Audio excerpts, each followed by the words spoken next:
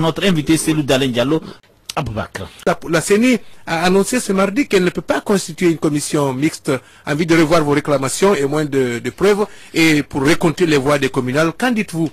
Écoutez, d'abord peut-être qu'il faut rappeler, parce que ce qui a été dit et ce qui n'a pas été fait. L'UFDG en particulier, un certain nombre de partis politiques de l'opposition disposaient des pièces à conviction mettant en évidence la fraude massive organisée au niveau des commissions administratives de centralisation des votes. Tout le monde sait qu'il y a eu des fraudes partout. Mais pour l'UFDG en particulier, nous avions 7 ou 8 circonscriptions, même 11, pour lesquelles on a des preuves irréfutables que des PV ont été écartés parce qu'on venait largement en tête dans le bureau de vote. Des PV ont été falsifiés pour donner des suffrages au RPG, des suffrages qu'ils n'ont pas eu dans les urnes. On avait les fiches de résultats pour chaque bureau de vote dans Conakry. Lorsque le pouvoir a décidé de modifier les résultats issus des urnes en instrumentalisant les CACV pour que le RPG arrive en tête partout à Conakry et notamment en Basse-Guinée, eh bien, ils ont donc se mis à falsifier les PV, à écarter d'autres et à déclarer d'autres perdus. Mais nous avons, comme je vous l'ai dit, des PV de tous les bureaux de vote, dûment signés par les personnes habilitées, en l'occurrence, les présidents de bureaux de vote désignés par la CENI ou ses démembrements. Donc nous avons exposé ce problème. Nous n'avons pas de pièces pour l'ensemble des circonscriptions, c'est évident. Mais au Conakry, on avait bien pris soin d'envoyer dans les bureaux de vote des délégués avec pour mission d'être vigilants, d'observer, mais surtout de tout faire pour obtenir une copie du PV du bureau de vote ou une fiche de résultat, comme cela avait été convenu avec les CENI. Je rappelle que la loi fait obligation à la CENI ou à ses démembrements de donner pour chaque candidat une copie du PV. Au cours des réunions que nous avons eues avec la CENI, dans le cadre de la préparation de ces élections locales, la CENI a dit qu'elle était incapable de donner des copies pour 16-17 candidats, qu'elle n'avait dans son feuillet que 6 feuillets, et que le premier feuillet, c'est la commission administrative de centralisation. Le deuxième, c'est au président de la CENI, je le rappelle, conformément à la loi. Le troisième, c'est à l'administration du territoire. Il ne resterait donc, in fine, qu'une copie. Et comme on ne peut pas discriminer les candidats, on ne devrait pas donner cette copie-là. Donc on a décidé de faire des fiches de résultats qui reprendraient entièrement les données du PV et que le président de la CENI le président du bureau de vote devait signer ça pour donner à chaque candidat. L'UFDG a pris soin de récupérer pour chaque bureau de vote une fiche de résultat dûment signée. Donc nous avions ces documents, ce qui nous a permis nous-mêmes de faire très tôt une centralisation sur la base de données rapportées par nos représentants, nos délégués dans les bureaux de vote, et nous rendre compte, mais on était aussi dans le CACV, on a assisté à cette mascarade, à cette transformation, à cette élimination abusive et injustifiée de certains PV juste pour permettre au parti présidentiel d'être en avant. Donc nous avions collecté tout ça. Il ne s'agit pas d'une masse trop importante de PV ou de copies. Il n'y a que 334 PV concernés sur l'ensemble du territoire pour lesquels, en tout cas pour les circonscriptions pour lesquelles nous avons ces PV. On a dit qu'on a ces PV. Donc le président de la République à un moment donné a décidé de demander à la CENI, en tant qu'expert, d'examiner nos réclamations, d'examiner nos pièces à conviction et de s'assurer du bien fondé de notre revendication ou pas. C'est dans ce cadre que la CENI a fait une circulaire invitant les partis politiques à venir avec leurs pièces à conviction. Chez l'expert qu'est la CENI, il est vrai, on a dit que juridiquement, il n'y avait pas possibilité d'aller au-delà de la proclamation faite par la CENI après les décisions prises par les TPI par rapport au recours introduit par les partis politiques. Bien, on a dit qu'il y avait une solution. Si les juges, si le CACV ont pris des décisions sur de la base de données fausses, après annulation des suffrages des Guinéens. Je vous donne des exemples. Il y a des quartiers où il y avait un seul bureau de vote. À Dubreka, on a annulé le bureau de vote parce que le FDG venait largement avant. Si il est prouvé que sur le fond, les CACV ont pris des mauvaises décisions illégales, parce que transformer un PV, c'est une décision irrégulière, l'annuler sans motif, c'est une décision injuste, et si les TPI aussi ont validé ces décisions sans vraiment instruire objectivement et conformément au droit les recours des partis politiques, en ce moment, on devait voir quelle solution politique apporter à ce problème. Nous étions forts de preuves irréfutables de nos recours. Pas toute la Guinée, mais les 11 circonscriptions que nous avions, pour lesquelles on avait les données, on voulait qu'on le regarde.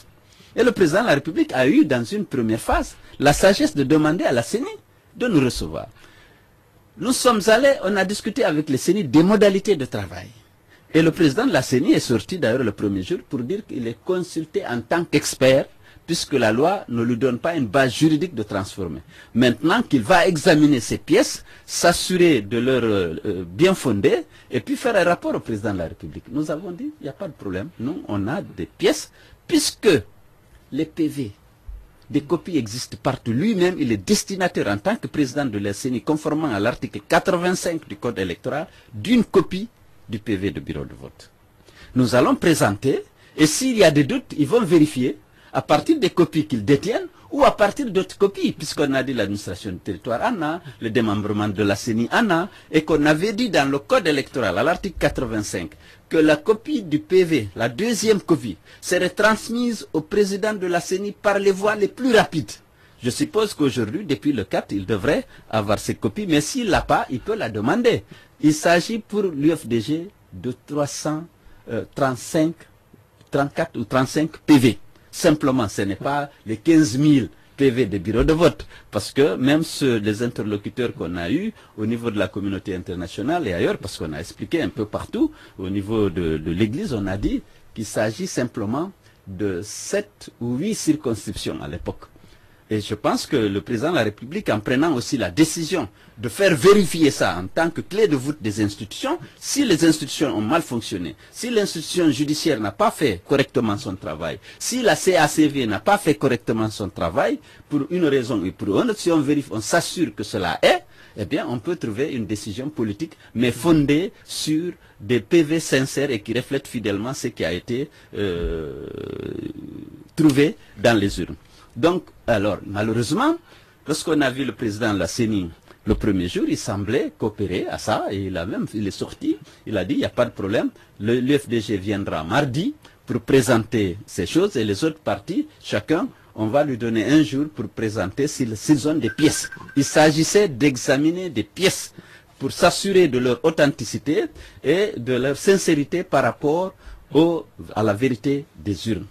Donc, malheureusement, hier, lorsque la mission est partie pour commencer cet exercice, et maintenant, le président de la CENI a dit qu'il n'a pas de base juridique pour écouter, pour entendre, pour vérifier les documents que l'UFDG avait à présenter, contrairement à la circulaire qu'il avait faite sur instruction du président de la République et sur la déclaration que lui-même avait faite la première fois lorsque nous sommes allés le voir pour définir avec lui les modalités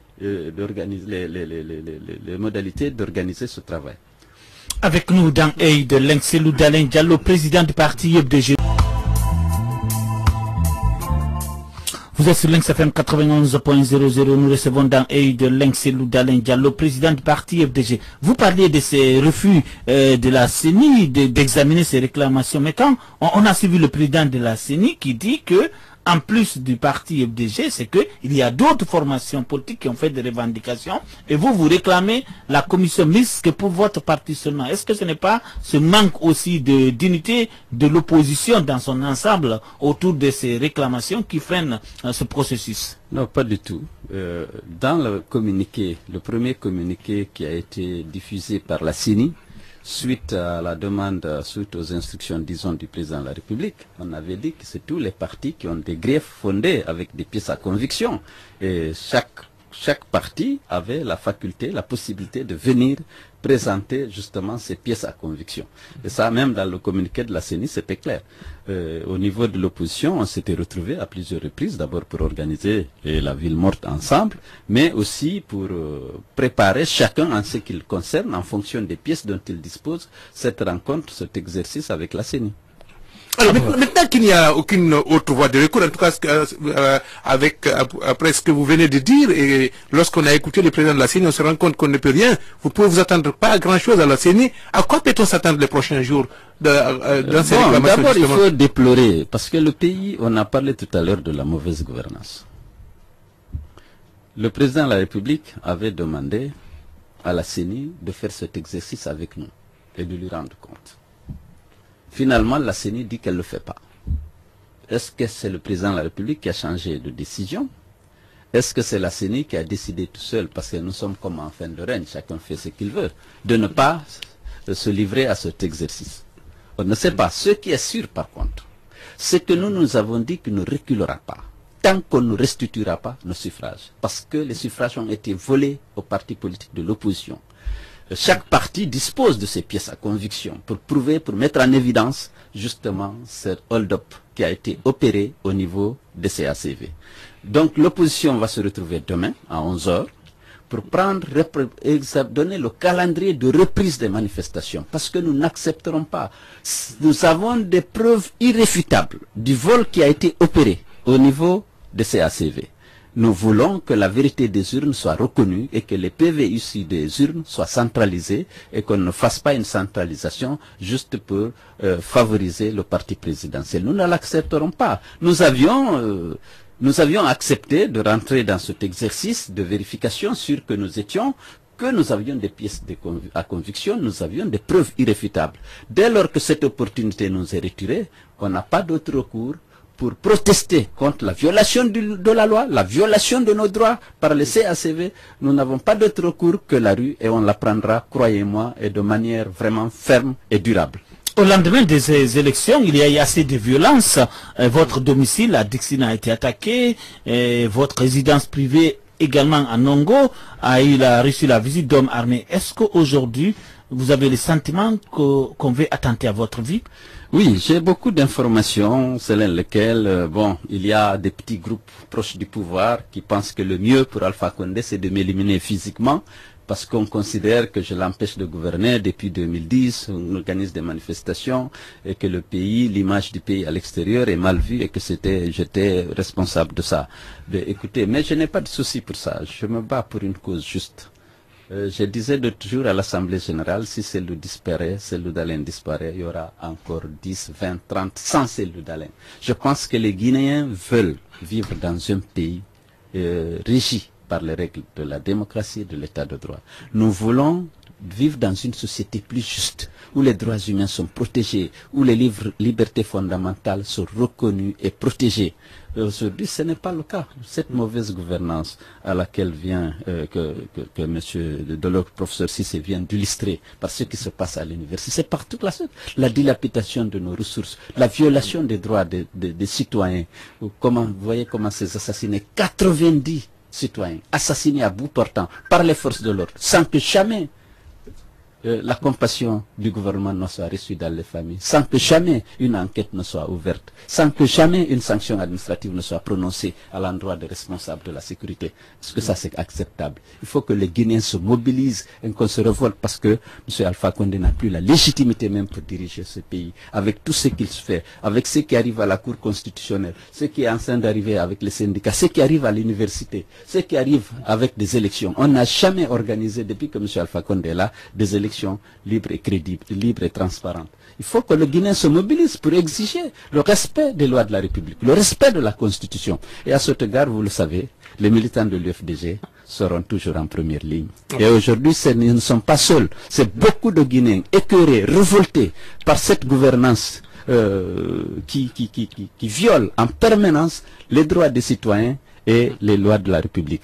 Alors, le président Condé certainement, il est certainement touché par ce qui se passe, tout ce qui se passe autour de lui, parce que il a fait une adresse à la nation dans laquelle il demande juste une trêve des partenaires sociaux, dont l'opposition. Est-ce que vous allez accéder à cette trêve? Non, non.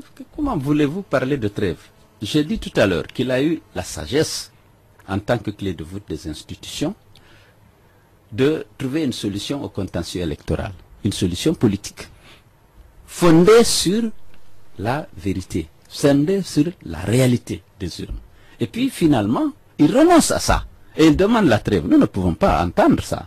Moi, ce discours, il m'a beaucoup déçu, parce que lorsque j'ai vu l'annonce que le président de la République va faire une annonce... Vous avez dit à quoi? Une adresse à la nation. Les adresses à la nation, c'est à l'occasion du Nouvel An, à l'occasion de l'anniversaire de l'indépendance. Lorsqu'on annonce une adresse à la nation, je m'attendais à beaucoup de choses. Malheureusement, lorsque j'ai écouté le président, j'ai vu qu'il n'y avait rien. Il n'y avait rien, on ne parle pas du contentieux électoral, on ne pense pas des nombreux citoyens tués à bout portant par les forces de l'ordre, pour lesquels le gouvernement avait pris des engagements d'ouvrir des enquêtes et d'indemniser les victimes. Rien de tout ça, c'était une phrase élogie habituelle, voilà, la paix, la nation. J'ai dit encore, on n'obtient pas la paix en rappelant ses vertus et ses avantages. On n'obtient pas la paix en exhortant à la paix. On obtient la paix en faisant en sorte qu'il y ait la justice, que le droit des uns et des autres soit respecté. C'est parce que le non-respect des droits des citoyens qui peut être source de conflit. Ce n'est pas, tout le monde connaît les avantages de la paix. Personne ne vous dira qu'il est contre la paix. Nous sommes tous pour la paix. Mais la paix dans la justice. S'il n'y a pas de justice, il est difficile qu'on dise qu'il y a la paix. Parce que la paix d'abord, c'est la paix du cœur. Lorsque vous êtes en insécurité, que vous ne mangez pas, que vous ne pouvez pas vous soigner, lorsque vous êtes en permanence en proie à la faim et à l'insécurité, vous n'êtes pas en paix. Et surtout que lorsque vous n'avez pas de recours, la justice est inféodée, les institutions ne sont pas indépendantes, tout est géré par l'exécutif, par le président de la République, il n'y a pas de séparation de pouvoir. Je pense qu'on est loin d'être dans un pays normal. Qu'est-ce qui a fait changer Cellou Diallo ces derniers temps? Ce n'est pas le même, on vous reçoit souvent, mais on a vu que vous avez beaucoup changé, et dans le ton et dans le comportement face surtout à cette gouvernance.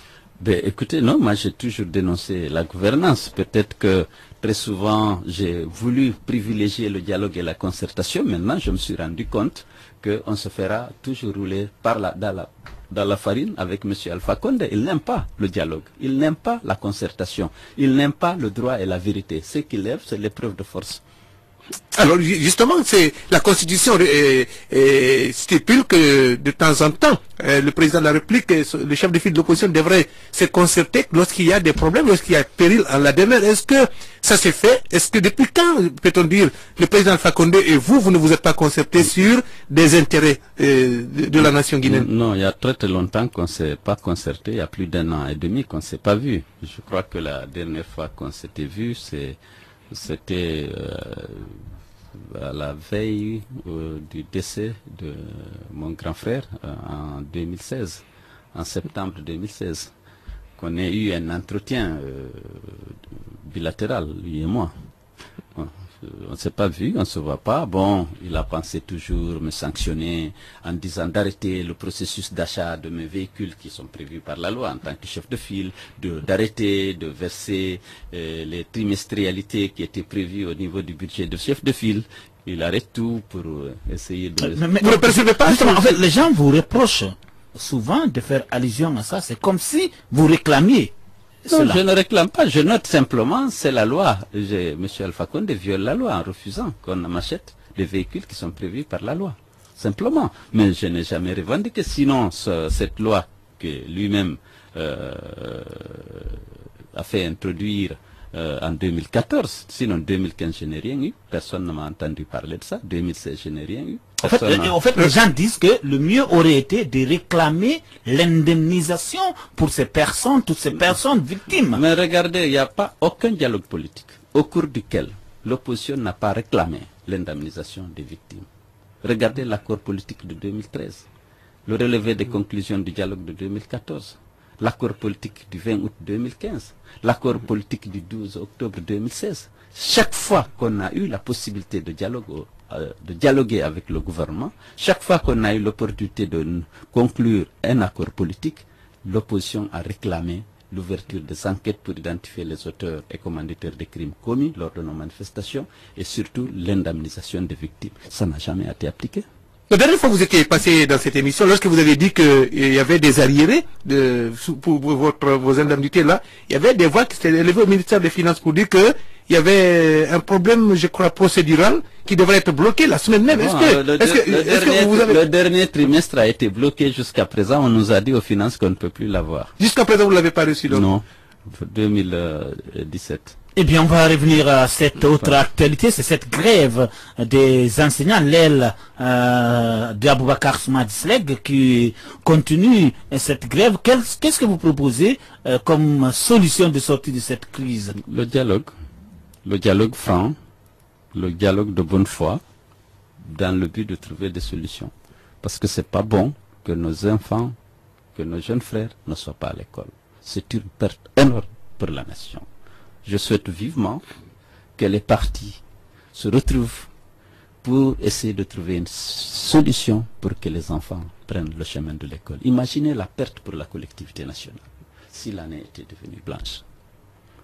Au-delà des responsabilités qu'on peut situer après, mais il y a la perte pour notre pays. L'éducation, c'est trop important. Une année perdue par tous les jeunes élèves, je ne sais plus, ils sont combien aujourd'hui dans le pays, c'est une perte énorme pour le pays. Il faut que le gouvernement et les syndicalistes se retrouvent pour trouver une solution afin que les enfants puissent reprendre le chemin de l'école. Oui, vous êtes le numéro 2 sur la branche sociale, je veux dire, de la Guinée, après le président de la République, sur le plan, en tout cas, je parle sur le plan électoral, c'est vous. Quelle a été votre contribution aussi? Est-ce que vous avez appelé ces syndicalistes à faire preuve quand même de compréhension parce qu'on leur propose 10% et ils réclament les 40% dans un contexte décrié, enfin que le gouvernement trouve difficile? Ce n'est pas à moi d'appeler les syndicalistes, parce qu'il faut aussi appeler le gouvernement.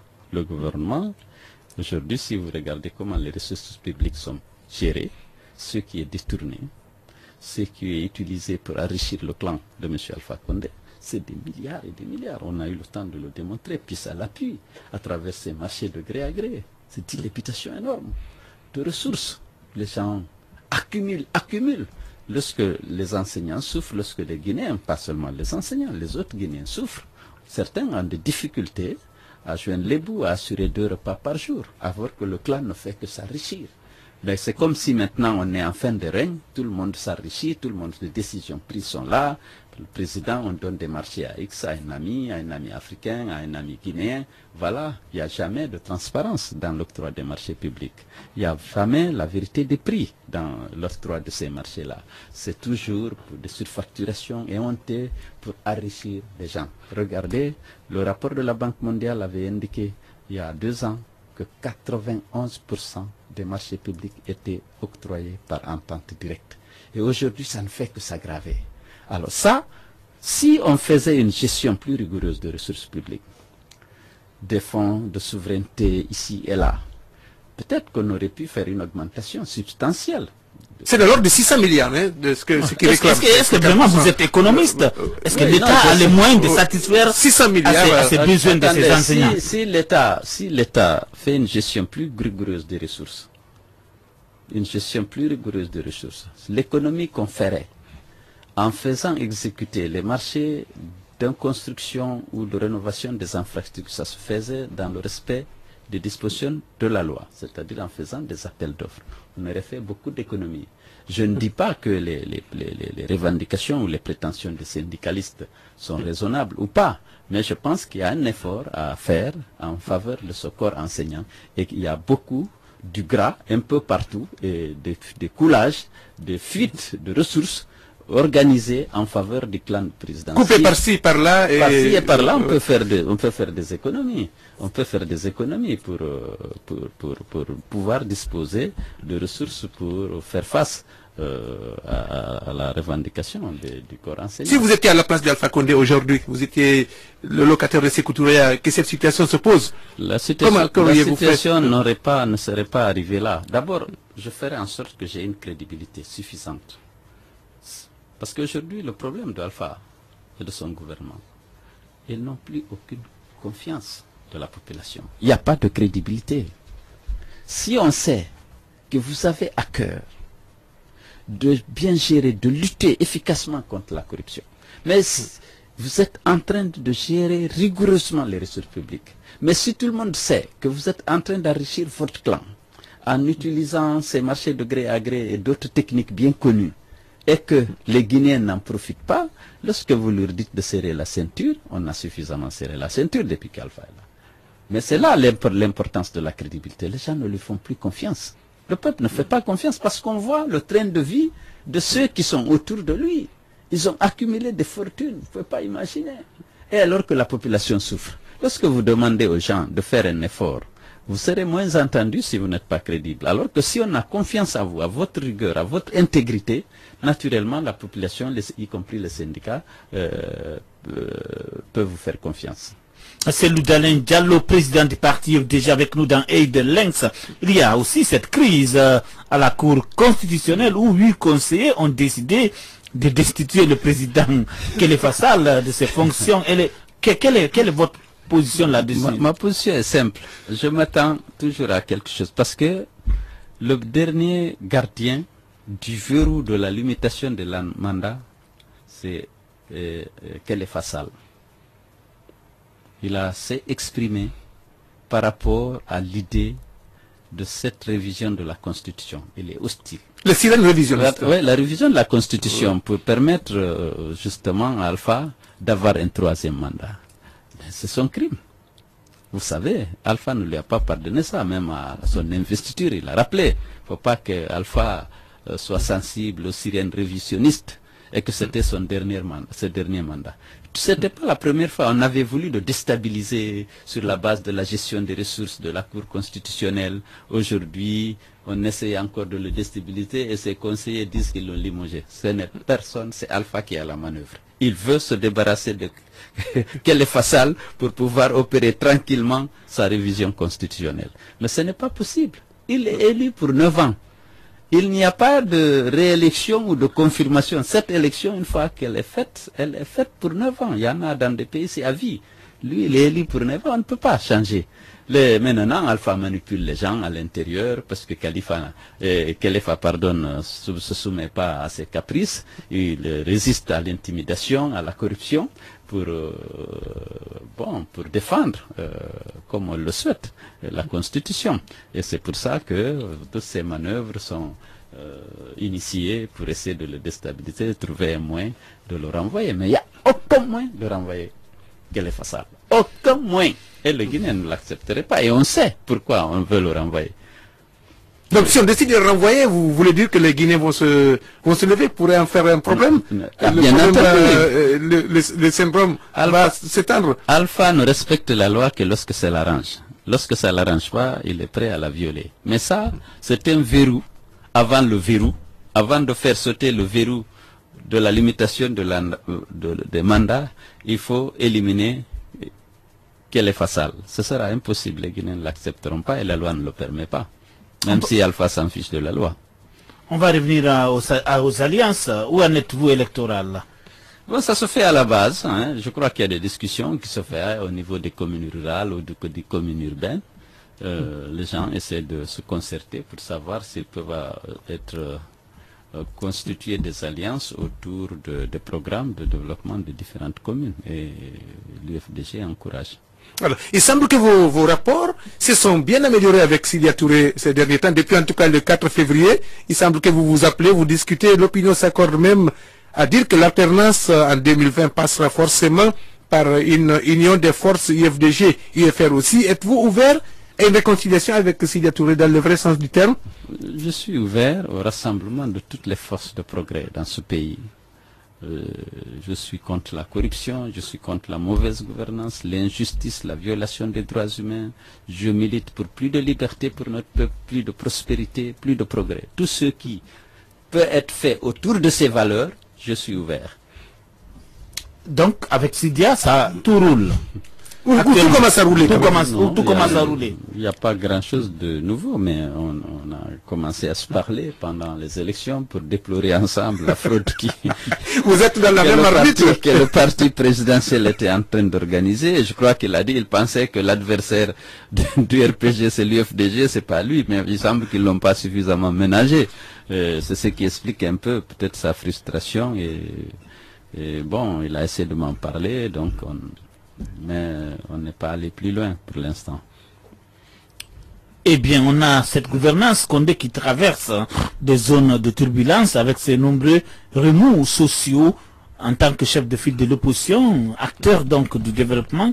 Quelle solution de sortie de crise envisagez-vous pour en finir avec tout ça? Prenons la grève des enseignants. D'abord, ils ont refusé de discuter avec Souma. Ils ont considéré qu'il était hors la loi, Alpha Condé en tête. Il a même demandé de le mettre en examen. Bon. Lorsqu'il a vu sur le terrain que Souma avait la légitimité et la force de conduire une grève, malgré toutes les campagnes d'intimidation, toutes les tentatives de corruption, M. Souma a résisté, eh bien Alpha a demandé à le recevoir. Lorsqu'il a reçu, comme je l'ai dit tout à l'heure, il avait instruit ses ministres de ne jamais parler avec Souma, de ne jamais traiter avec Souma, que c'était un hors-la-loi, qu'il fallait plutôt l'arrêter et le déférer devant les tribunaux. Lorsqu'il a eu que le rapport de force sur le terrain en faveur de Souma, c'est lui qui l'a reçu. Et pour plaider pratiquement coupable de ne l'avoir pas reconnu jusqu'à présent, et dire qu'il n'était pas informé, c'est ses ministres. Il s'est déchargé ses ministres à qui il avait instruit de ne pas dialoguer avec lui, de ne pas traiter avec lui, et même de le faire arrêter et de le déférer devant les tribunaux. Donc aujourd'hui, Souma a été reconnu au sommet par le président de la République lui-même. Il faut qu'il discute avec lui sereinement, et puis je pense que Souma, c'est un homme aussi responsable, capable de comprendre s'il y a des arguments pertinents pour peut-être infléchir sa position par rapport à tel point et à tel point, mais il faut que le gouvernement aussi fasse des efforts pour que il puisse sauver un secteur aussi vital que l'éducation qui risque d'être dans une crise longue et naturellement préjudiciable pour le progrès dans notre pays. C'est Loudalen Diallo, président du parti, déjà avec nous dans Œil de Lynx. Et maintenant, la parole à nos auditeurs sur Facebook et par SMS. Avec nous dans Œil de Lynx, c'est Loudalen Diallo, président du parti FDG. On prend les SMS à présent. Barry s'appelle, dit-il, depuis Lambani. Il voudrait savoir si l'UFDG a des conseillers juridiques, parce que les CACV ont proclamé les résultats provisoires et la CENI les résultats définitifs. Pourquoi aller s'offrir en spectacle, exhiber des PV devant les commissaires de la CENI? Il pense que c'est une honte pour ceux qui incarnent l'alternance. Les résultats sont définitifs, monsieur Dalin, dit-il. Écoutez, nous ne pouvons pas accepter des résultats dits définitifs lorsqu'ils ne reflètent pas la vérité des urnes. Nous avons les pièces à conviction qui mettent en évidence la fraude qui a été organisée au niveau de CACV. Si les PV avaient été entièrement centralisés, comme dans certaines préfectures, sans que dans certaines circonscriptions, sans être altérés, sans être modifiés, sans être écartés, nous n'avions pas d'éléments fondés pour réclamer une victoire, même si elle n'est lorsque nous aurions perdu. Mais ici, ce n'est pas le cas. Nous avons des pièces à conviction qui montrent, qui démontrent éloquemment que les résultats sortis des urnes ont été transformés pour favoriser le parti présidentiel. Vous voulez qu'on se taise et qu'on accepte ça? On a dit non, on a fait du lobbying, on a rencontré les religieux, on a rencontré les diplomates, on a rencontré la société civile avec nos pièces à conviction. Et comme je l'ai dit, si le président de la République à un moment donné demande alors qu'on vérifie l'authenticité, la véracité de nos pièces, par l'organe chargé de gestion des élections, nous avons dit, bon, allons-y. Et il a dit que si c'est vrai, qu'on allait procéder à la correction par une voie, qu'il aurait définie. Je pense que sur le plan politique, on aurait trouvé une solution pour quand même faire accepter à tout le monde la vérité des urnes. Parce que les résultats proclamés sont loin de refléter la vérité des urnes. Aboubak, sur Facebook. Monsieur Alassane Diallo, commerçant résident au quartier Petit Simbaya, Monsieur Serdalé Diallo, si vous êtes élu président au lendemain de 2020, quelles sont les promesses que vous allez, l'allègement de la vie, du fardeau qui assaille les Guinéens aujourd'hui, quels sont les éléments sur lesquels vous allez appuyer pour soulager les Guinéens les Guinéens de la maison? Les Guinéens d'abord, je vais mettre en place une administration à leur service, moins corrompue, moins laxiste, qui soit au service des citoyens. Et je vais veiller, et par l'exemple, par mon propre comportement et celui de mes ministres, je vais montrer la voie à suivre. Défendre les intérêts du peuple, des populations, en tout lieu, en toutes circonstances. Faire preuve d'intégrité, de rigueur, d'abord sur soi-même, et puis sur les autres qui travaillent sous ton autorité. Je pense que ça, la Guinée a besoin de ça. On va avoir une administration au service du peuple. Que ce soit la police, la gendarmerie, les préfets, les sous-préfets, les forces de défense et de sécurité, la justice. On va faire simple qu'il y ait moins de laxisme et de corruption, moins de favoritisme, moins de violation des règles les plus élémentaires du droit. Je pense que ça, c'est déjà un acquis. À partir de ça, si nous avons une administration débarrassée de cet art, et tourner vers le développement et faire respecter la dignité humaine et défendre les droits des citoyens, c'est déjà un acquis important. Vous pouvez en ce moment mettre en œuvre des projets de développement dans un environnement fait d'intégrité, de loyauté vis-à-vis de la population.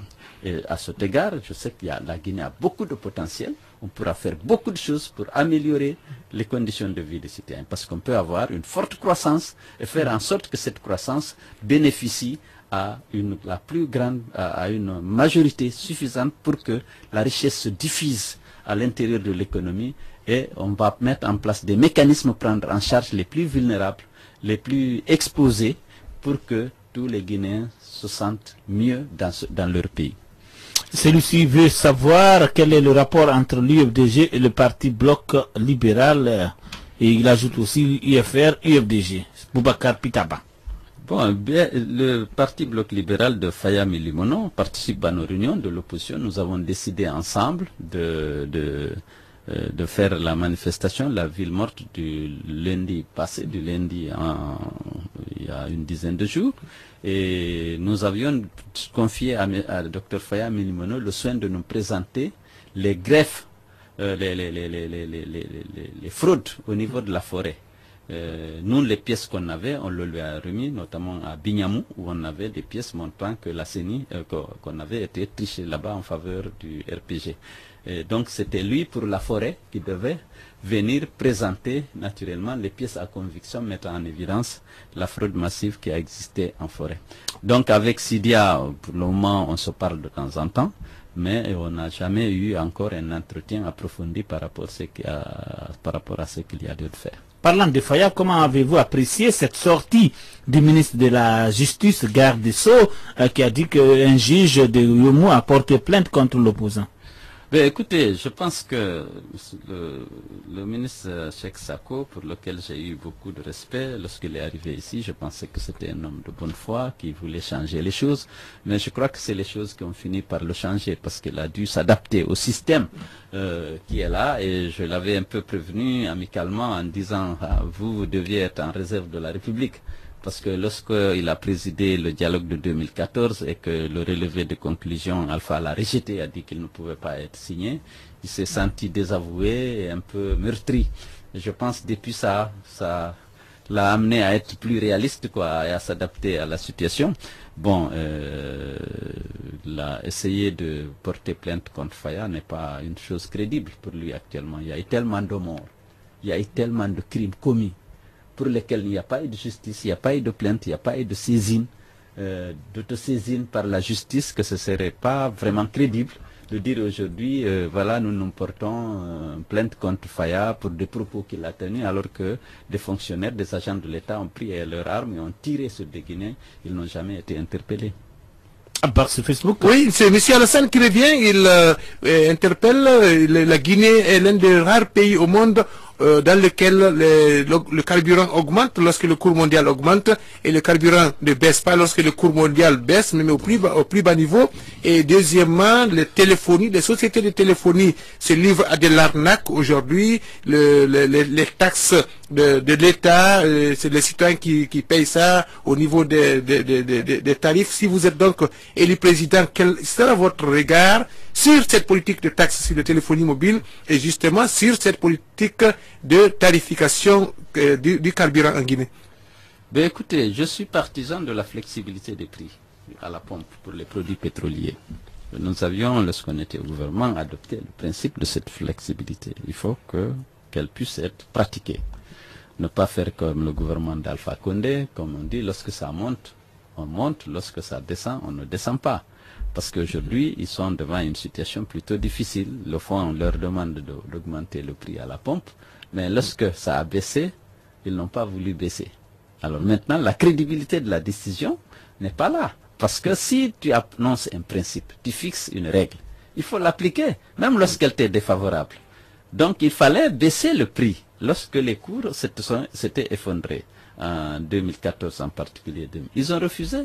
Donc ils ont engrangé beaucoup de ressources du fait qu'ils n'ont pas, à l'époque, baissé le prix et respecté le principe de la flexibilité du prix. Aujourd'hui, la monnaie s'est un peu dépréciée, les prix sont un peu remontés, alors on dit il faut monter. Mais ils n'osent pas actuellement, compte tenu de ce qui se passe dans le pays. Mais ils n'ont qu'à vivre de ce qu'ils avaient prélevé avant, lorsque le prix était bas. Les citoyens sont fondés à leur dire non, c'est pas la peine d'augmenter. Lorsque ça a baissé, vous n'en avez pas baissé, et vous avez engrangé des plus-values. Et aujourd'hui, le prix monte, la monnaie se déprécie, vous devriez en tenir compte. Maintenant, essayez de vivre des provisions que vous avez constituées au moment où le prix était bas, alors que le vote à la pompe était haut. Si je suis président, qu'est-ce que je fais? Je fais appliquer la flexibilité de prix, que ce soit en faveur de l'État, que ce soit en faveur des consommateurs. Je n'ai pas de problème vis-à-vis de ça. Le problème que Alpha a, c'est refuser de baisser lorsque ça a baissé. Maintenant, ça remonte, il a envie de remonter. Les gens disent, ah, la population ne va pas l'accepter. Il y a aussi la question des tarifs de téléphonie. Non, les tarifs de téléphonie doivent être examinés, c'est sûr, mais on ne peut pas dire qu'on ne peut pas les taxer. Est-ce que le niveau de la taxe actuelle est raisonnable ou pas? Bon, je n'ai pas fait une évaluation avant de venir ici, mais on ne peut pas ne pas prélever des taxes sur des prestations comme des services de télécommunication. Avec nous dans Aide Lengselou Dalen Diallo, président du parti Union des forces démocratiques de Guinée. Youssouf Bangoura depuis Bessia dit: est-ce que selon vous, Alpha n'a pas cherché à gagner du temps avec cette invitation de la CENI? Sans doute que oui, parce que bon, sans doute qu'il a cherché à gagner du temps, il y avait des tensions, il semblait privilégier la paix en prenant la décision d'inviter la CENI à faire ce communiqué. Aujourd'hui, comme il y a le calme, il pense que bon, peut-être qu'il faut renoncer à cette décision, mais je dis, l'opposition, les citoyens n'accepteront pas. Nous allons reprendre, et je vous le dis, de manière durable nos manifestations, parce que c'est le suffrage des citoyens qui ont été volés. J'ai toujours donné l'exemple. Vous prenez un quartier dans Dubreka, on annule le seul bureau de vote du quartier. Et donc les suffrages de tous les citoyens de ce quartier sont annulés. Vous prenez à Matoto, comme je disais, l'autre chef de quartier que j'ai rencontré, il a dit, bon écoute, moi, Kalemodou vient le voir, je vais être maire, je conduis une liste UFDG. Je veux vraiment que tu m'aides. Il dit, bon, je vais t'aider parce que je te fais confiance, parce que tu es mon parent. Je n'étais pas de l'UFDG, mais je vais voter pour toi. Mais à condition que si ta liste est première dans mon quartier, que tu me nommes chef de quartier. Ils se mettent d'accord, le gars a fait la campagne, vend ses biens, finance lui-même sa campagne, suit l'ensemble du processus, participe au dépouillement et se débrouille pour avoir une fiche de résultat. Une copie du fiche de résultat montrant qu'il a gagné. Maintenant, on vient à la CACV, on dit que c'est pas lui qui a gagné, c'est son concurrent du RPG. Est-ce que ça c'est acceptable? Ce n'est pas une question de ces loups. ou des états-majors des partis, c'est une question des citoyens, ces élections locales. Ils se sont battus, ils se sont organisés, ils ont voté, ils ont sécurisé, ils ont eu des résultats. Et maintenant, au niveau de CACV, on change ces résultats-là. Et on dit non, c'est ça qui est légal, c'est les décisions prononcées par les CACV ou par les tribunaux de première instance, on ne peut pas les changer. Lorsqu'on sait tous, on est convaincu que c'est sur du faux. On peut apporter la preuve que les résultats ont été falsifiés. Est-ce qu'on peut dire, bon, on s'assoit, on s'incline parce qu'un juge a estimé que les preuves étaient insuffisantes ou parce que la réclamation n'était pas refaisable? Non, il faut qu'on avance dans ce pays. On sait que c'est sous l'effet de l'intimidation, parfois de la corruption, que les magistrats, les représentants de l'administration du territoire ont transformé les résultats pour favoriser le parti présidentiel. On ne peut pas laisser ça. On va reprendre dès la semaine prochaine nos manifestations et de manière durable. Parce qu'on ne peut pas accepter que nos droits soient violés et qu'on nous dise qu'il n'y a pas de base juridique de rétablir la vérité. Mamadou Lamarana Linsamba, depuis Matoto, demande si vous avez des nouvelles de ces personnes qui ont été arrêtées à l'Insan lors des violences post-électorales, parce que jusqu'à présent, ils sont toujours détenus, selon lui, à la prison de Kindia. Ben, écoutez, c'est une injustice aussi. Qu'est-ce qui s'est passé à l'Insan? Les ministres de la République sont venus faire la campagne sur le plan ethnique. Mais les populations ne sont plus là, heureusement. Voyez bien, le littoral a voté pour l'UFDG, aussi bien à Ratoma ici, parce que 34 quartiers sur 34, l'UFDG a gagné. Les gens ne sont plus à ce racisme primaire que Alpha avait réussi à ramener dans le pays entre les deux tours et qu'il a continué à perpétuer. À l'Insan, vous savez, c'est une zone cosmopolite. C'est à la frontière entre la Basse-Guinée et la Moyenne-Guinée. Il y a les communautés Mandingue, les communautés Soussou, les communautés Peul.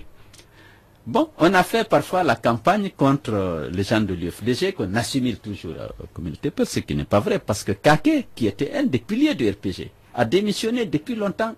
Il est à l'UFDG. Donc l'UFDG gagne largement. On affiche les résultats. La nuit, les extrémistes du RPG ayant perdu, irrités par leur défaite, ils organisent des loupards pour aller casser les boutiques et les maisons des militants de l'UFDG. Le lendemain, il y a une réplique, il y a des cases qui sont brûlées, on vient, on n'arrête que les militants de l'UFDG. Ils sont 24 aujourd'hui à Kindia. Et même hier, le ministre de l'administration du territoire avant-hier est passé là-bas, il dit qu'il faut arrêter encore les gens de l'UFDG. On ne cherche pas à savoir comment est né le malentendu. L'UFDG a largement gagné. Il n'a pas intérêt à ce qu'il y ait de la violence. Mais ceux qui ont perdu étaient fâchés, ont décidé de s'attaquer à ceux qui ont gagné, à leurs biens, à leurs boutiques et même à leurs maisons. C'est vrai que le lendemain, peut-être une réaction disproportionnée a eu lieu de la part des militants de l'UFDG. Il y a eu, je crois, 3 maisons qui ont été cassées. Il n'y a pas eu de mort, heureusement, à l'Insan. Contrairement à ce qui est arrivé à Kalinko. À Kalinko, c'est la même chose. L'UFDG a largement gagné. Les résultats ont été affichés. La nuit, les militants du RPG fâchés attaquent les boutiques et les maisons des militants de l'UFDG. Le lendemain, les militants de l'UFDG réagissent et il y a des morts. Et finalement, on n'arrête que les militants de l'UFDG. Ils sont 53 à la prison, y compris les élus. Le tête de liste de l'UFDG est resté 4 jours dans la brousse avant que l'honorable Marega vienne le récupérer à un endroit convenu pour le sortir de la brousse et le transférer à Dingraï. Voilà le problème. On a envoyé notre avocat, Maître Béa, est allé à Farana, il a écouté tout le monde, un à un, les 53 qui sont là-bas. Il va aller, on a renvoyé le procès au niveau de Dingraï. Il s'apprête à aller à Dingraï parce que ce n'est que des innocents. Voilà le problème, c'est que l'État d'abord est partisan. Le RPG n'est pas un parti, c'est un parti-État. Il a toujours raison parce que c'est l'État qui est le premier arbitre. Bon, de temps en temps, vous savez que la justice étant inféodée, c'est très difficile de dire, par exemple, à l'Insan, que c'est les gens du RPG qui ont provoqué. Ils bénéficient partout d'une impunité totale. Et c'est à l'Insan, on a arrêté que les militants de l'UFDG. Les militants du RPG qui sont à l'origine des violences n'ont pas été arrêtés. C'est comme à Kalinko, c'est les militants du RPG qui sont à l'origine.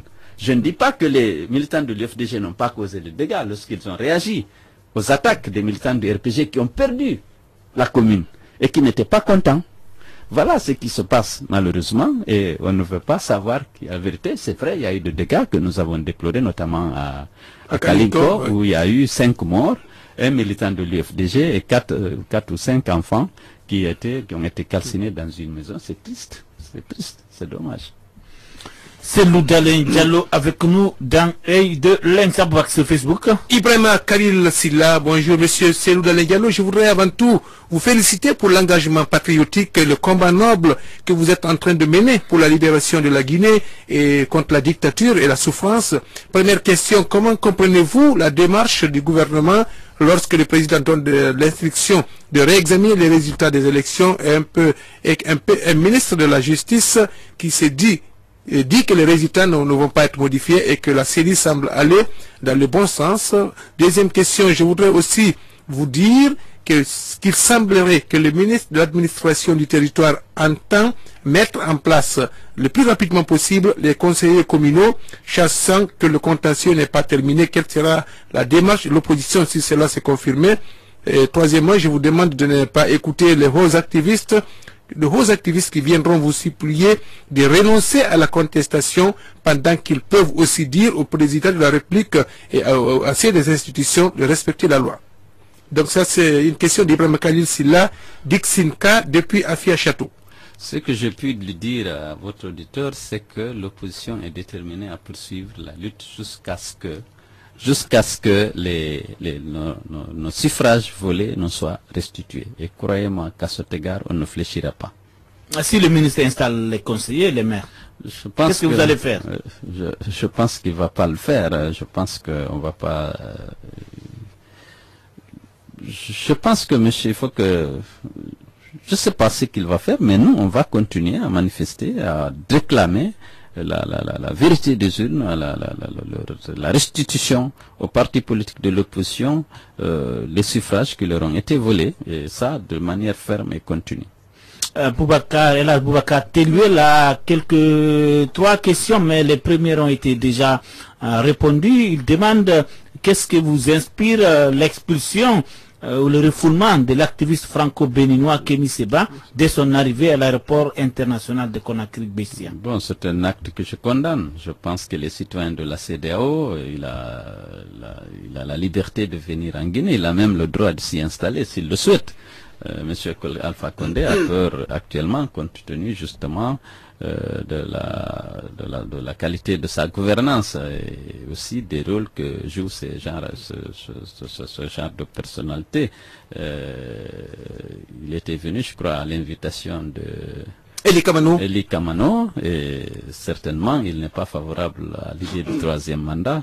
M. Alpha Condé viole un droit communautaire, le droit de la CEDEAO, octroyé aux citoyens de la CEDEAO de venir dans tous les pays membres et s'ils le veulent, il a même le droit d'établissement, le droit de s'installer, de résidence. Nous condamnons l'acte du gouvernement. C'est un gouvernement apeureux qui a peur de tout et c'est comme nous sommes dans une situation comme si c'était un fin de règne. Vous avez dit à trois reprises, atmosphère de fin de règne. Atmosphère de fin de règne. Je sais pas. Hein? Ça ressemble à ce qui s'est passé en 2007. Les décisions, les contre-décisions, les décrets, voilà, il faut pas, on va faire, on ne veut pas. Voilà, on demande à la CENI de recevoir, après sans doute on demande de ne pas le faire, on dit il ne faut pas recevoir souvent, ensuite non, il faut le recevoir, il faut destituer le président de la Cour constitutionnelle parce qu'il est contre le troisième mandat. Bon non, ils n'ont pas la légalité, nous sommes dans une situation où les gens n'ont pas de visibilité. La fin de règne pour Alpha Condé, c'est en 2020. Oui, c'est en 2020 légalement. Constitutionnellement, oui, bien sûr. Constitutionnellement. Vous êtes légaliste, vous soutenez ça, n'est-ce pas? Oui, mais il s'est rendu déjà illégitime par les actes qu'il pose au quotidien, par la violation flagrante de la Constitution et des lois de la République, et surtout des droits humains. Ça, aujourd'hui, il n'a pratiquement pas de légitimité, même si légalement il est installé comme président, mais il a perdu beaucoup de sa légitimité en violant justement la Constitution de la République. Vous voyez, jusqu'à présent, la Haute Cour de justice n'est pas installée, parce qu'il a peur. dit être déféré. Parce que se dit, non, avec les magistrats guinéens, je faisais confiance à Kélé Faisal, je le mets là, il me dit qu'il est contre le 3e mandat. Si je mets un magistrat à la haute cour de justice, lorsque l'opposition va me déférer là, il risque de m'interpeller. Si vous êtes élu en 2020, vous allez installer la cour? Bien entendu. Moi, les chefs d'État africains n'aiment pas ça. Non, moi je suis républicain, je suis pour la loi, mais je ferai en sorte de ne pas enfreindre aux règles de ne pas y aller, quoi. Ouais, de ne pas y aller. Souleymane Leye Tanga Bari qui s'adresse à vous, monsieur le président de l'UFDG, Cellou Dalein Diallo, je vous écoute depuis Freetown, la Sierra Leone, votre rencontre avec la CENI qui était prévue, et je crois que c'était pas seulement l'UFDG, que c'est juste toute l'opposition. Je vous demande en tant que chef de file de l'opposition de faire beaucoup attention. N'oubliez pas les autres partis politiques de l'opposition. Évitez autant que faire se peut la frustration, car les élus des autres joueront en votre faveur en cas d'alliance dans les mairies. Et quel commentaire vous donnez de la Sierra Leone? Je vous rappelle que la CENI de ce petit pays va organiser ou organise ce 7 mars 3 élections, les locales, les législatives et la présidentielle. Et ces 3 élections sont totales et les choses se passent tant bien que mal. Il n'y a pas de problème.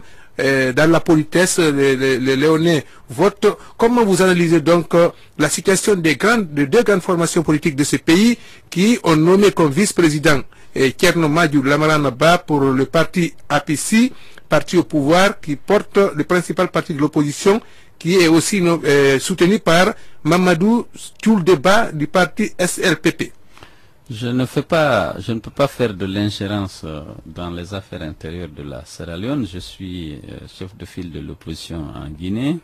Je souhaite que le meilleur gagne en Sierra Leone. Et donc ce n'est pas par rapport à la qualité des vice-présidents que je me serais déterminé si je devais faire, peut-être par rapport à la proximité idéologique que je vais avoir.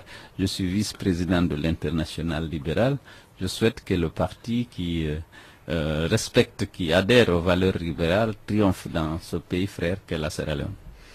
Et votre réaction sur l'attaque terroriste au Burkina Faso? Oui, c'est quelque chose que j'ai déploré. J'ai adressé une lettre de condoléances au président Roch suite à cet incident. Vraiment, c'est quelque chose de condamnable. Et j'ai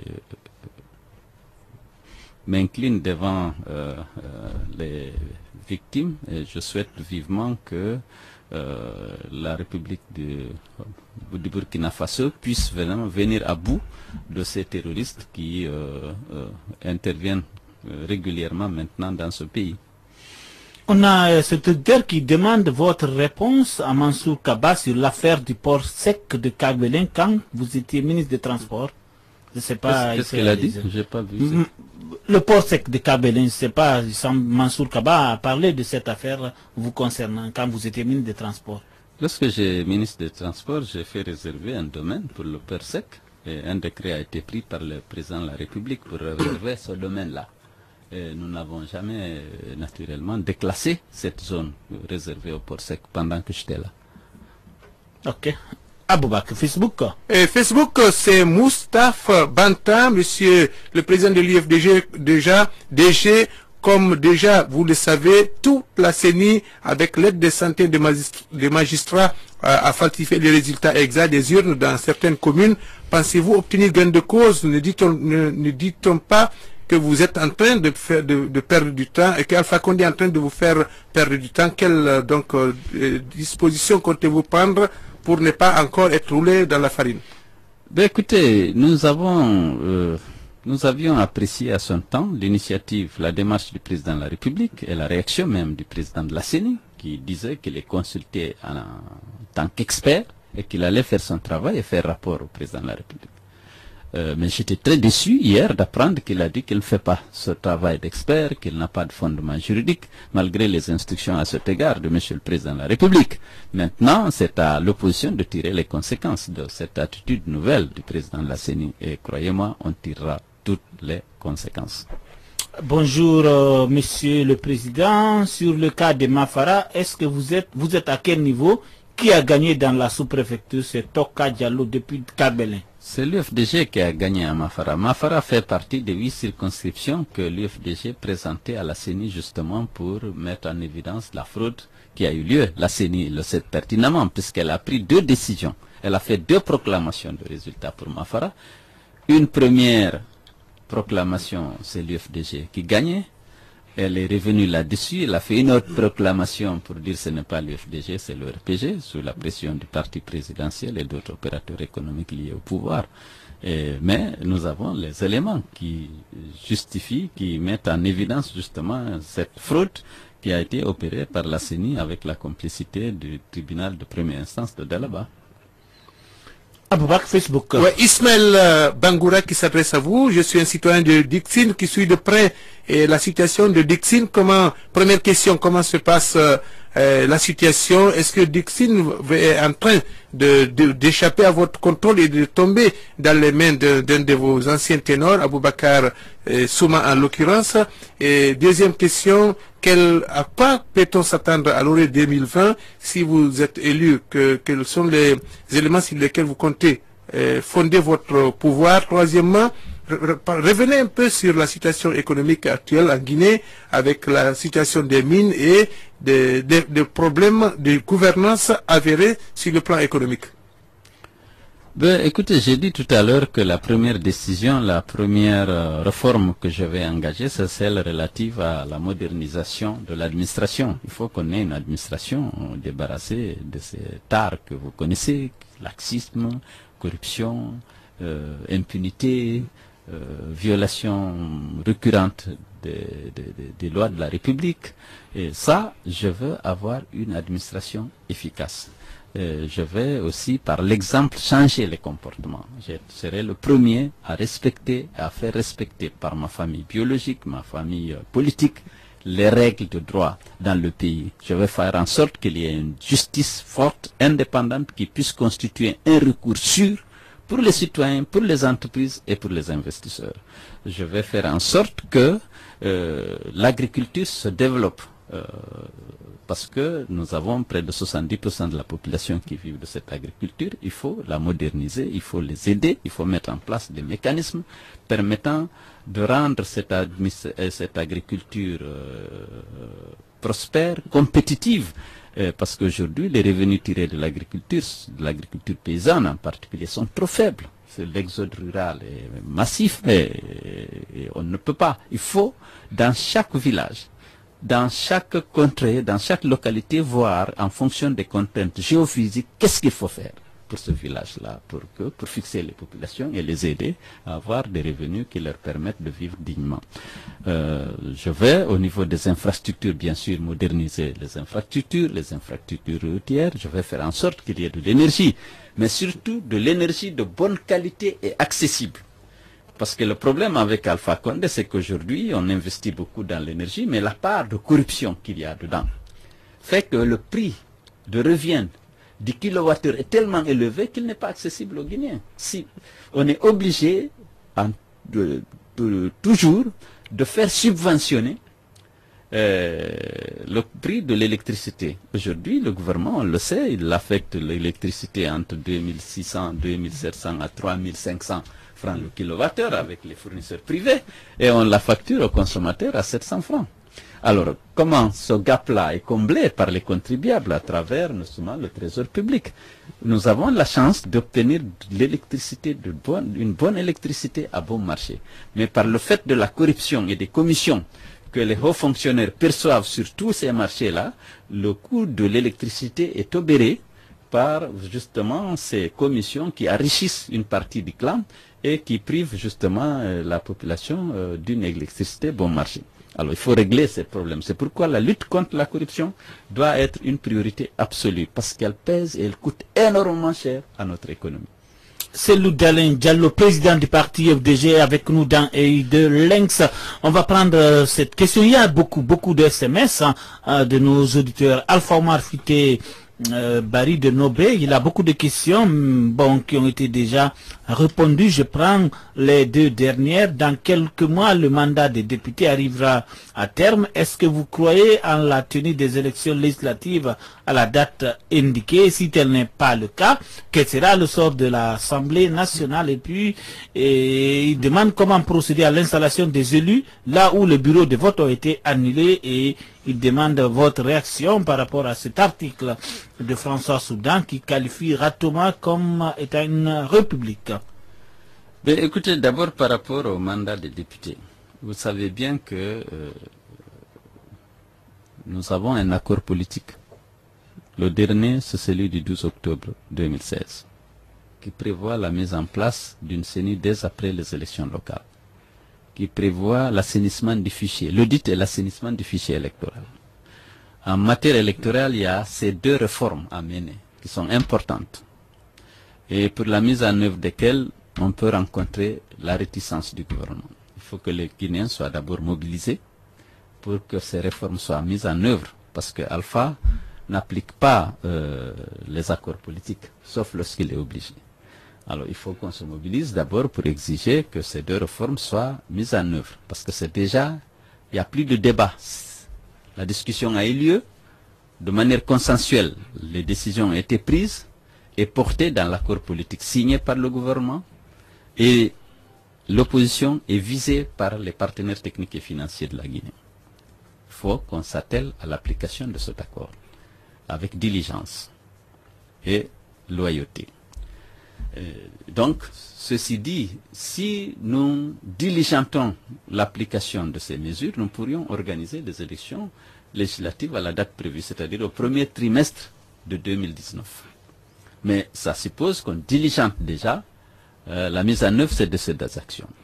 Le pouvoir n'a pas l'air de vouloir qu'on le diligente, parce qu'on aurait pu le faire depuis longtemps. Les échéances, ces deux réformes étaient associées à des délais qui n'ont pas déjà été respectés. Puisque les élections locales devaient avoir lieu en février 2017, elles n'ont eu lieu qu'en février 2018, il y a un retard. Alors, d'ici février 2019, il faut mettre en place une nouvelle CENI, il faut auditer et assainir le fichier. S'il n'y a pas une volonté politique suffisante, nous risquons d'accuser un retard. Est-ce que c'est pas ce qu'Alpha souhaite? Parce qu'il souhaiterait, certains disent, à défaut d'avoir un troisième mandat, il faut qu'il y ait un glissement à la Kabila ou à la Bagbo pour rester aussi longtemps que possible sans élection, à défaut d'obtenir naturellement la modification de la Constitution et l'ouverture pour lui d'un troisième mandat. Alors il opterait pour le glissement, pour qu'on ne puisse pas organiser à bonne date les élections.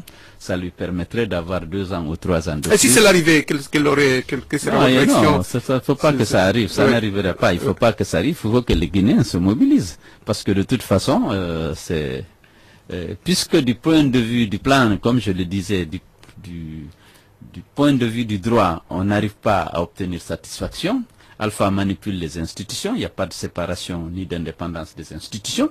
Il n'y a que le peuple qui peut naturellement refuser par la rue, puisqu'il est autorisé, elle, par la Constitution, par la rue, de ce genre de glissement. Sinon, si on voit qu'il ne va pas, il faut se mobiliser pour demander le départ d'Alpha. Carrément. Il y avait la question sur l'installation des élus où les bureaux de vote ont été annulés. Oui, mais écoutez, là, c'est pourquoi nous voulons qu'on rétablisse la vérité des urnes. Parce que cette urne-là, ce PV-là a été annulé simplement parce que l'UFDG était venu largement en tête. On ne veut pas que l'UFDG contrôle ce quartier. Alors, si on dit, voilà, les PV que nous avons et qui ont été abusivement annulés, juste pour priver l'UFDG du contrôle des quartiers ou pour lui priver d'un nombre de sièges au niveau du conseil communal, c'est pourquoi nous nous battons et nous avons décidé de nous battre jusqu'à ce que nos droits soient rétablis. Aboubak, sur Facebook, ce sera la dernière intervention. Oui, absolument. Gando Dara, M. Selou Dalen Diallo, depuis pratiquement 2010, notre pays, la Guinée, souffre de la manicanisation, ce sont ses propres termes, et la foulanisation du débat social et politique. Cette pratique constitue une véritable source de violence intercommunautaire lors des élections avec des conséquences économiques et humaines avérées. C'est incalculable. Les cas de Sigiri en 2010, Kalinko, Dogomé, Linsan, Kindia, Conakry, lors des dernières communales sont des illustrations très fécondes. Quelle solution vous envisagez une fois élu en 2020 pour faire lutter contre cette pratique qui fragilise le tissu social? Première question. Deuxième question, quelle garantie vous pouvez nous donner une fois au pouvoir en 2020, s'il plaît à Dieu, que la communautarisation politique ou administrative ne sera pas votre mode de gouvernance comme le font certains? Mais écoutez, c'est d'abord les discours de l'élite. Les politiciens, vous vous souviendrez qu'en 2010, entre les deux tours, lorsqu'il y a eu la chasse à l'homme organisée à Sigiri contre les ressortissants de la communauté Peul en disant qu'ils n'ont qu'à aller chez eux s'ils veulent voter contre le RPG, vous avez suivi. Le général Sekouba nous avait réunis, Alpha Condé et moi, avec les religieux, pour nous demander d'aller à Sigiri et partout où il y avait des foyers de tension pour demander le calme et la paix. Rappeler à nos compatriotes que nous appartenons au même pays et que nous avons, tous les citoyens ont les mêmes droits sur l'ensemble du territoire national, sous réserve qu'ils respectent la loi. Nous nous sommes salués, on a décidé de partir le lendemain. Sekouba a donné son hélicoptère pour que nous partions. Nous sommes allés, moi à 9h, j'étais à l'aéroport avec les religieux, avec le général Toto, Mathurin et d'autres qui étaient chargés de nous accompagner. Qu'on commence à aller à Sigiri, où il y avait des tensions communautaires fortes, où on avait déjà tué 2 personnes et vandalisé plusieurs boutiques et commerces appartenant à des ressortissants du Fouta-Djallon. Mais nous avons attendu jusqu'à midi, M. Alpha Condé n'est jamais venu. Il a dit que sa base ne l'a pas autorisé. On avait dit une coroté, voilà. Ça, on connaît cette affaire. Écoutez, aujourd'hui, il y a cette communautarisation. Bon, je pense qu'on doit soigner nos discours.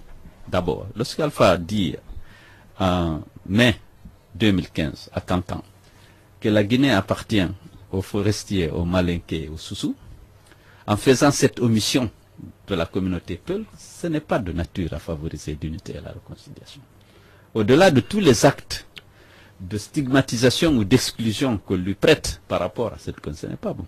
Si moi demain je suis président de la République, je fais en sorte que le ministre des Finances, le ministre du Budget, le patron de la CGP, le gouverneur de la Banque centrale, le ministre des Mines, le ministre de l'administration du territoire, le ministre de la Justice, le ministre des Travaux publics, soient tous des Peuls comme moi, je serai suspect. Les gens vont poser des questions. Si toute l'économie, finance, budget, ACGP, Banque centrale, mine, sont dans les mains des gens qui viennent de mon ethnie, on va se poser des questions. On peut le dire ou on ne peut pas le dire. Comme il y a des compétents partout, le RPG parti au pouvoir peut avoir des militants partout, il doit faire preuve de largesse, vous voulez dire. Oui, le sens, voilà, il y a des choses qu'on ne peut pas dire. Lorsqu'on dit, je donne, moi je suis de la Haute-Guinée, je donne à l'Assemblée, je donne l'Assemblée à la forêt et la primature à la Basse-Guinée. Les gens s'interrogent, il y a des propos qu'il ne faut pas tenir. On peut faire des équilibres de cette nature sans en parler. La réconciliation et l'unité de nation commandent des actes, bien entendu, mais aussi des comportements. Lorsque vous êtes président de tous les Guinéens, vous ferez en sorte que tout le monde soit rassuré, que vous n'êtes pas là pour un groupe particulier, qu'il soit ethnique ou politique. Lorsque les militants de l'UFDG, du RPG, bénéficient toujours de l'impunité, partout où il leur arrive de commettre même des délits, et que chaque fois qu'un militant de l'opposition est sanctionné, poursuivi, lorsqu'il commet un délit, ou même lorsqu'il n'en commet pas, c'est difficile de dire qu'on va dans le sens de la réconciliation et dans le sens de la consolidation de l'unité de la nation. La Guinée, Dieu a voulu que ce pays appartienne à toutes les communautés qui y vivent. Le droit de résidence est reconnu à chaque citoyen sur l'ensemble du territoire national. L'exclusion, la stigmatisation, les violences exercées contre une communauté dans telle région ou dans telle autre, il faut punir ça sévèrement et le montrer. Je dis toujours, c'est une volonté divine qui fait que les citoyens, les communautés qui vivent dans ce pays appartiennent au même pays et sont régis par les lois définies par la République. Il faut les faire respecter. L'élite doit changer de discours. Essayer de mettre en avant le citoyen guinéen. Tous les citoyens doivent être des princes aux droits inviolables. Veillez à cela. Ça contribuera à rassurer tout le monde et à créer vraiment cette unité dont nous avons besoin. Et cette réconciliation dont on parle et pour laquelle on ne fait rien. Avec nous dans Lynx, c'est Loudalin Diallo, président du parti FDG. Nous sommes au terme de cette émission. Votre message? Je demande aux militants de la démocratie, aux citoyens épris de justice et de paix, de se mobiliser pour exiger le respect de la vérité des urnes. Bientôt, l'opposition va lancer un mot d'ordre de manifestation pacifique, aussi bien à Conakry qu'à l'intérieur du pays. Je veux que les Guinéens se mobilisent pour exiger le respect des règles de l'état de droit, de la démocratie, pour que les droits humains soient mieux protégés, pour que, que nous ayons ici une démocratie apaisée. Il n'y a pas de paix sans la justice, sans le respect des droits des autres. Ce pouvoir ne veut pas respecter le droit des électeurs qui ont choisi des listes, qui ont voté pour des listes. Et lorsque ce vote est annulé ou détourné en faveur d'une liste pour laquelle ils n'ont pas voté, ils doivent se mobiliser pour dire non. Il faut que la Guinée avance, et pour qu'elle avance, il faut que nous luttions.